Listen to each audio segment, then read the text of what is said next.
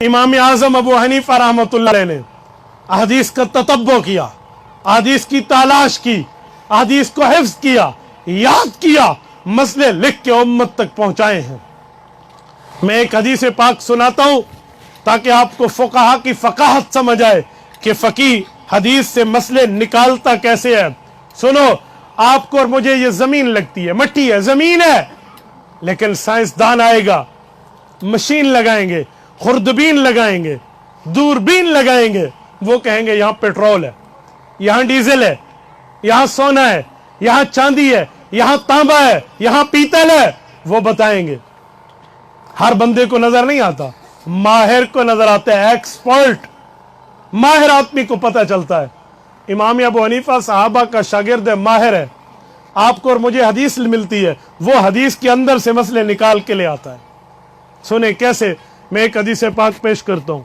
उखिज़ मिन्हु मिअत मसलतन, इमाम ज़करिया रहमतुल्लाह अलैह ने अल कंज़ुल मुतवारी के अंदर इस हदीस में लिखा है कि 100 मसले फुक़हा ने इससे निकाले हैं। इमाम हाफ़िज़ इब्न हजर अस्क़लानी अल मुतवफ़्फ़ा 852 हिजरी ने फ़तहुल बारी की 7वीं जिल्द में लिखा है उखिज़ मिन्हु 60 मसलतन, इससे 60 मसले निकले। हदीस कौन सी है? अल्लाह के रसूल आए, हज़रत अनस इब्न मालिक के घर आए। सैयदना अनस इब्न मालिक रज़ी अल्लाह अन्हु के छोटे भाई थे, उनकी एक बुलबुल थी, अरबी में बुलबुल को बुलबुल कहते हैं। वो बुलबुल मर गई तो अल्लाह के रसूल आए, हुजूर पाक ने उस बच्चे से कहा, या अबा उमैर मा फ़अलन नुग़ैर, ओए अबू उमैर तेरी बुलबुल का क्या बना?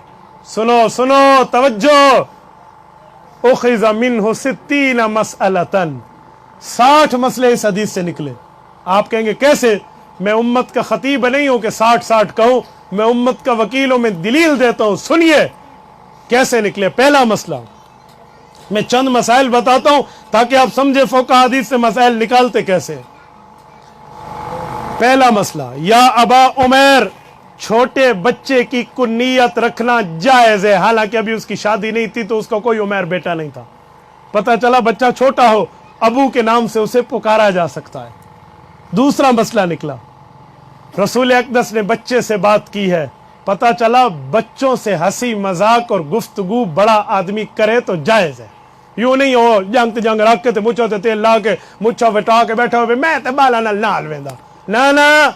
ये पता चला जब इमामुल अंबिया बच्चों से यूं बात करके गपशप लगा सकते हैं तो ऐसा हुजूर तू वड्डे नहीं, ऐसा हुजूर तू जुतियां दिखा की नहीं। तीसरा मसला क्या निकला? तीसरा मसला निकला कि अगर कोई जानवर फौत हो जाए, कोई परिंदा फौत हो जाए तो उसकी भी ताज़ियत करना जायज है। नहीं समझे? ये नहीं को बंदा फौत थी वे शायद अल्लाह तो को सबर देवे, बंदे ते आधे जानवर ते नहीं आधे, कहती मंझ मर वजे समझो चौथी थी कोई आपड़ी मर गई है, इतनी बड़ी तकलीफ होती है तो जानवर की वफात पे भी ताज़ियत जायज है। ये इस हदीस से निकला कि हुजूर पाक उस बच्चे से बात कर रहे हैं, आपकी बुलबुल का क्या बना। चौथा मसला क्या निकला? चौथा मसला निकला कि देखो बड़ा आदमी अगर बच्चों से बात करे तो बच्चों के लहजे में बात करेगा तो यूं बात करना जायज है।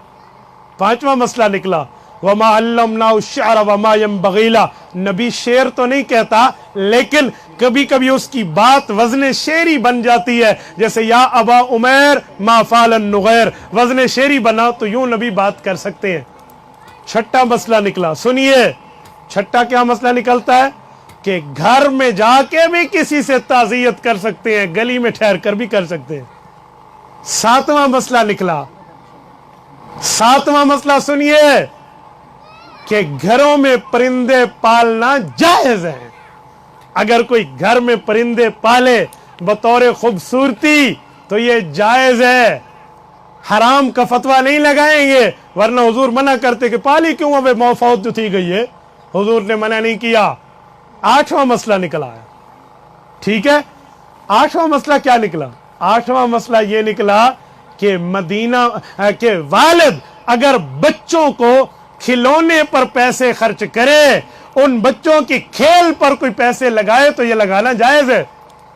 नौवां मसला निकला कि मदीना मुनव्वरा के अंदर, सुनिए सुनिए, मदीना मुनव्वरा के अंदर हुज़ूर पाक के दौर में सहाबा अपनी बच्चों की खुशी के लिए परिंदे लाया करते थे, खिलाया करते थे।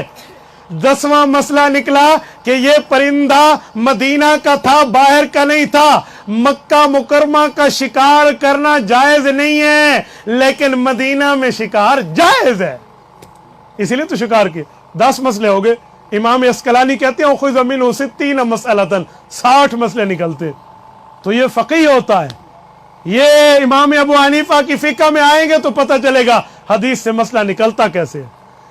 ये मैंने कहा ना, हमें जमीन लगती है। खुर्दबीन सहजान की बताएगी कि इसमें क्या है, तो इमाम अबू हनीफा की फ़क़ाहत बताती है कि इस हदीस पे अमल करना कैसे चाहिए, छोड़ना कैसे चाहिए।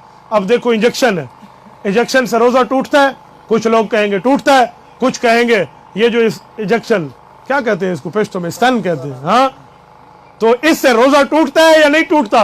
कुछ कहेंगे टूटता है, कुछ कहेंगे नहीं टूटता। आओ बाबा जी इमाम आज़म अबू हनीफा के दरबार पे हाजिरी दो, मसला हल हो जाएगा। इमाम साहब के दौर में जो इंजेक्शन था ना, वो कोई और था। मौलाना 1 मिनट मुझे हाथ दिखाएं। उन दौर में जो इंजेक्शन था वो ये तो नहीं था कि नीडल यूं अंदर डालें, वो दवाई लगा देते थे, जिस जगह दर्द होता उधर दवाई डाल के यूं सुइयां मारते तो दवाई अंदर चली जाती। ये पुराने जमाने का इंजेक्शन था। इमाम साहब के दौर में रोजे के साथ ये मसला पेश आया कि अब रोजा टूटता है या नहीं टूटता। तो इमाम आज़म अबू हनीफा रहमतुल्लाह ने मसला देखा और फतवा दे दिया, इंजेक्शन से रोजा नहीं टूटता। किसी ने दलील पूछी तो सुनो दलील। इमाम साहब रहमतुल्लाह अलैह ने दलील दी कि मैंने सहाबा कराम अपने उस्तादों से पढ़ा भी है, उनसे सुना भी है। अल्लाह के रसूल सल्लल्लाहु अलैहि वसल्लम के दौर में एक सहाबी रोजे से थे। रोजे की हालत में एक बिच्छू ने डंग मारा, काट लिया। वो हुजूर पाक के पास आए। अल्लाह के रसूल ने रोजा तोड़ने का हुक्म नहीं फरमाया। पता चले बिच्छू डंग मारे, जहर जिस्म में शामिल हो जाए और रोजा नहीं टूटता। इंजेक्शन लगे, दवाई जिस्म में शामिल हो जाए, रोजा नहीं टूटता। ये इमाम अबू हनीफा की दलील है। लाएं इस जैसी दलील कहां होगी।